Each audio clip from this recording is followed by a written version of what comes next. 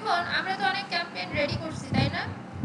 এখন আমাদের প্রয়োজন হতে পারে না এই ক্যাম্পেইনটা চলতেছে রেজাল্ট ভালো দিচ্ছে না, আমাদের অফ করার প্রয়োজন হতে পারে না?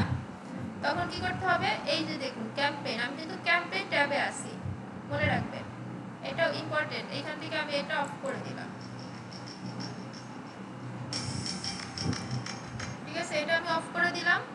এখন অনেকে ভাববেন যে এটা অফ হয়ে গেছে, কিন্তু না, আপনাকে একটু কষ্ট করে অ্যাকসেপ্ট, যদিও বন্ধ হয়েছে কিন্তু আপনার এইখানে এসেও ওই ক্যাম্পেইনটাকে অফ করতে হবে। এই যে নিউ প্রমোশন দেখুন, এটা কিন্তু এরকম অ্যাড ইজ ওয়ান, এটার অফ করে দিতে হবে।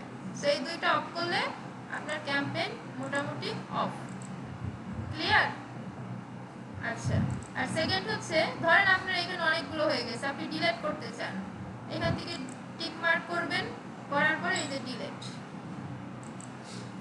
ডিলিট ডিলিট আসিস, ঠিক আছে? ডিলিট হয়ে গেল তাহলে। ওকে, তাহলে এইভাবে করতে হয়। এবার এখান থেকে ক্রিয়েটে গেলে আমাদের মেনগুলো শেখা কিন্তু আমাদের শেষ। Awareness, traffic, engagement, leads, app প্রমোশনের কাজ খুব কম এবং একই কাজ। জাস্ট আমি কন্টিনিউ করি, দেখাই দিই, নাহলে বলবেন কি এটা দেখায় নাই। আচ্ছা, এইখান থেকে দেখুন এই ফেজটা তো চেনেন এখন, তাই না? চিনেন, এইখানে বিশেষ কোনো কাজ আপনার নাই, আগে যা করছেন এখানেও তাই করবেন। এখান থেকে নেক্সট, এইখান থেকে অ্যাপ প্রমোশন, মোবাইল অ্যাপ। আপনার ক্লায়েন্ট এসে বলবে আমার গুগল প্লেতে একটা অ্যাপস আছে, এটা যেন মানুষ ইনস্টল করে, ডাউনলোড করে সেই অ্যাপটা চালায় দাও, ঠিক আছে? ক্লায়েন্ট কিন্তু বলবে না যে অ্যাপ প্রমোশন ক্যাম্পেইন অবজেক্টিভ দিয়ে আমাকে অ্যাড চালাই দাও, তাহলে সে কিন্তু নিজেই করতে পারবে। এটা আপনাকে বুঝতে হবে। ক্লায়েন্ট এসে বলবে আমাকে ব্র্যান্ডটা প্রচার করে দাও, ক্লায়েন্ট এসে বলবে আমাকে নাম ফোন নাম্বারটা কালেক্ট করে দাও, তাহলে আপনি কোনটা দিয়ে কালেক্ট করবেন এটা কিন্তু আপনার বোঝার কাজ, এটা কিন্তু ক্লায়েন্টের না। ক্লিয়ার? সো ক্লায়েন্ট এসে বলবে কি গুগলে আছে, ফেসবুক, ক্যানভাস, এখানে যা যা আছে এর মধ্যে আছে। ক্লায়েন্ট এসে বললো গুগল প্লেতে একটা আছে, অ্যাপস আছে, আমাকে ডাউনলোড করে দাও, তাহলে আমি গুগল প্লে এখান থেকে সেট করবো অ্যাপ নেম, অ্যাপ নেমটা ক্লায়েন্ট আপনাকে দিয়ে দিবে। আপনি যদি এখানে লেখেন, দেখুন এখানে অনেক অ্যাপ চলে আসছে গুগল প্লে স্টোরে যেগুলো আছে।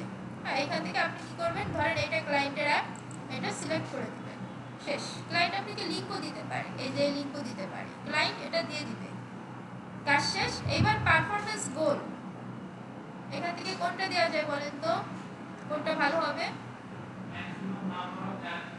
অ্যাপ ইনস্টল, কারণ আমরা চাই যে সর্বোচ্চ নম্বরে অ্যাপটি ইনস্টল করুন, তাহলে এই তিনটা কাজই এখান থেকে চেঞ্জ। এই যে দেখুন এতজন অ্যাপ ইনস্টল করতে পারে তাই দেখাচ্ছে, তাহলে এই তিনটা কাজে এখান থেকে, আর বিশেষ কোনো চেঞ্জ নাই, বিশেষ কোনো কাজ নেই। 483 পারবে না, এটা না, এটা একটা ধারণা, 500-2500 পারতে পারে, কিন্তু আমাদের বাজেট, লোকেশন, তারপরে আমাদের যে ডিটেল টার্গেটিং গত ক্লাসে দেখছি, এগুলোর উপর ডিপেন্ড করে এটা একটা আইডিয়া দিচ্ছে যে এর আশেপাশে থাকবে, এটা ফিক্সড কোনো আইডিয়া। এরপর এখান থেকে নেক্সটে যাবেন, গিয়ে দেখুন এখানে সব এক,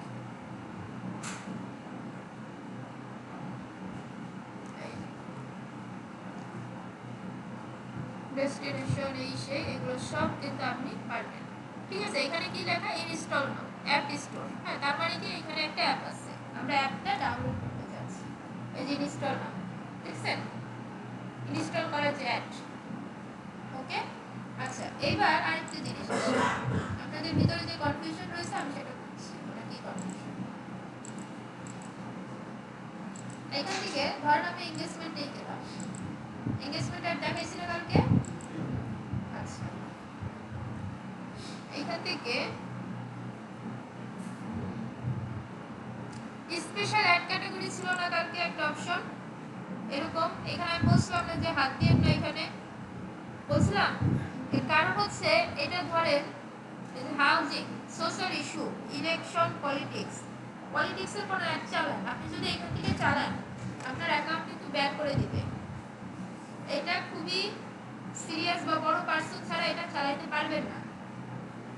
যেমন আগে সাধারণ সম্পাদক কে ছিলেন, ওবায়দুল কাদের, তার কিছু লিগ্যাল ডকুমেন্ট ছিল, ওই ডকুমেন্টগুলো সাবমিট করে আপনাকে অ্যাড চালাইতে হবে, তাহলে এটা কি আপনি পারবেন? পারবেন না, অ্যাকাউন্ট কিন্তু ব্যান হবে। আবার হাউজিং, এই যে রেড টেট এমপ্লয়মেন্ট, এগুলো ইউএসএ তে লাগে, আমাদের এই রেড টেট লাগে না, লাগে?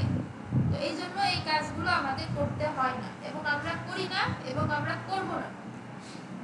এখন পর্যন্ত যে আপডেট, এটা যদি আপনি করতে চান আপনার অ্যাকাউন্ট কিন্তু ব্যান হয়ে যাবে। ঠিক আছে, এর পরেরটা পরে।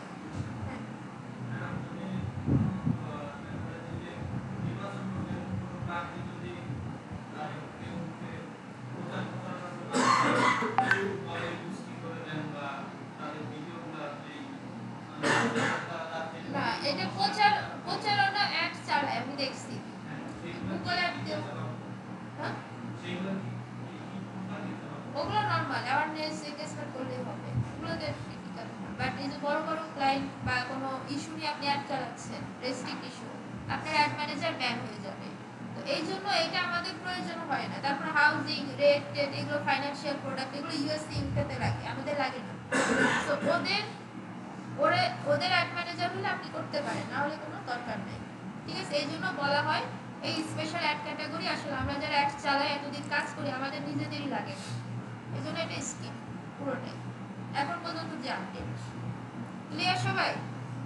আর বাকিগুলো কিন্তু দেখানো হয়েছে। আচ্ছা, এবার সহজ কথা, যা যা দেখানো হয়েছে একটা অ্যাড চালাইতে তাই লাগে, এর বাইরে কিছু লাগে না। ওকে, সহজ কথা এটা। ক্লিয়ার তাহলে? আচ্ছা, এইবার দেখেন আমাদের সেলস অ্যাড আছে না, আর একটা ক্যাম্পেইন অবজেক্টিভ কয়টা বলেন তো? ক্যাম্পেইন অবজেক্টিভ চিনেন? হ্যাঁ, কয়টা? 5টা 6টা? কয়টা?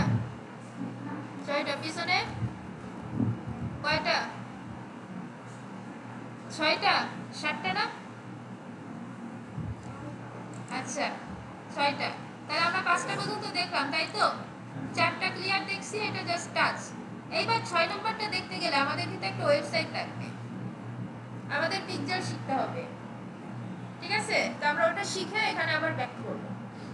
ওকে, ঠিক আছে। তাহলে আমাদের অ্যাড কি আমরা এখন দিতে পারবো?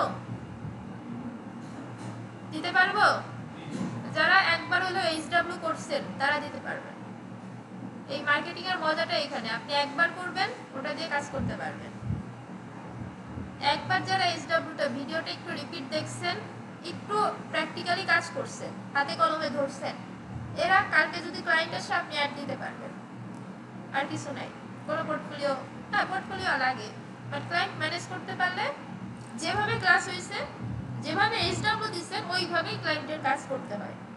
এর যে সহজ ক্লাস হয় অন্য সেক্টরে কিন্তু পাবেন না। তাহলে এখন ক্লায়েন্ট আসলে আপনি কিন্তু কাজটা করতে পারবেন, তাই না? আচ্ছা, এবার আপনাদের একটু কাজ আছে।